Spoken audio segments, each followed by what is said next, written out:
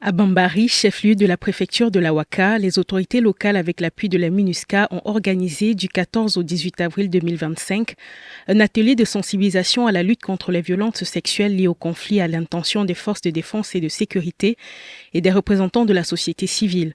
Cette session a également abordé avec les participants les mariages forcés et précoces et l'organisation des radios-clubs communautaires. Olga Natasha Ngonjong, chargée de la protection de l'enfant à la MINUSCA, a développé une thématique sur la protection de l'enfant en mettant l'accent sur les 6 violations graves touchant les enfants en temps de conflit. Il faut savoir que la protection de l'enfant désigne l'ensemble des mesures visant à lutter contre tout type d'abus, d'exploitation et de négligence perpétrés contre les enfants. L'intervention de l'unité protection au cours de cet atelier organisé par Women Protection a pour objectif d'informer l'opinion publique sur la situation des enfants affectés par les conflits armés en RCA, notamment sur les 6 graves violations auxquelles ces derniers sont confrontés dans le contexte des conflits armés. Lors de l'intervention de Maëlle Boutignon, chargée des droits de l'homme à la MINUSCA, elle a présenté les notions générales des droits de l'homme, ses caractéristiques et l'importance de la sensibilisation afin de prévenir les violences et permettre l'instauration d'une paix durable. La MINUSCA organise cet atelier pour faire une sensibilisation sur les violences sexuelles liées au conflit. C'est une thématique très importante. La MINUSCA appuie le gouvernement pour sensibiliser, continuer à sensibiliser sur les violences sexuelles liées au conflit. Pourquoi ?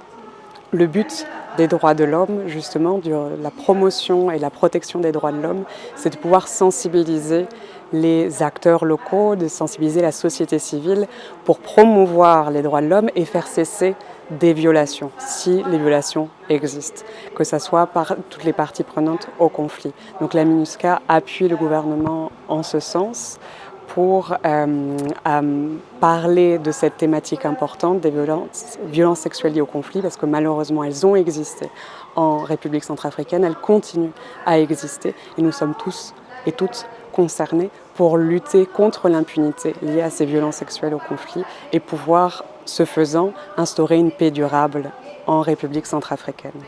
Quant à la thématique sur les violences sexuelles liées au conflit, celle-ci a permis aux participants de mieux comprendre tous les aspects des violences sexuelles liées au conflit, notamment comment les identifier et comment lutter contre, tout en soutenant les survivantes. Charlotte Gisler, conseillère à la section protection de la femme, à la MINUSCA, parle de la différence entre la violence sexuelle et la violence sexuelle liée au conflit.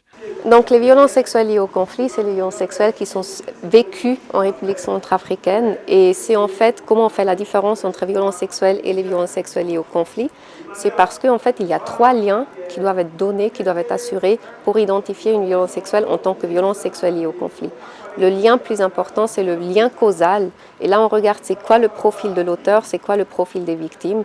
Et donc, dans le profil des auteurs, on va voir que c'est des parties qui sont parties au conflit, qui commettent ces violences. Et donc, c'est des FACA, c'est des policiers, des gendarmes, c'est des groupes armés, c'est des rebelles, c'est des groupes d'autodéfense, des milices, des autres personnels de sécurité. Donc, ça peut tout être si c'est un acteur qui a un lien avec le conflit.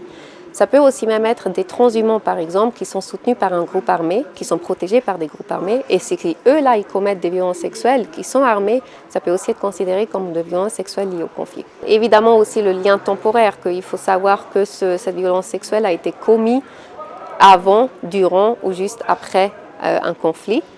Et aussi le lien géographique, que cette violence sexuelle est commise dans un espace où il est considéré d'être en conflit, et la République centrafricaine, c'est un pays considéré comme en conflit. La lutte contre les violences sexuelles liées au conflit requiert des actions concertées sur le plan national et local pour combattre la stigmatisation et l'exclusion des survivants.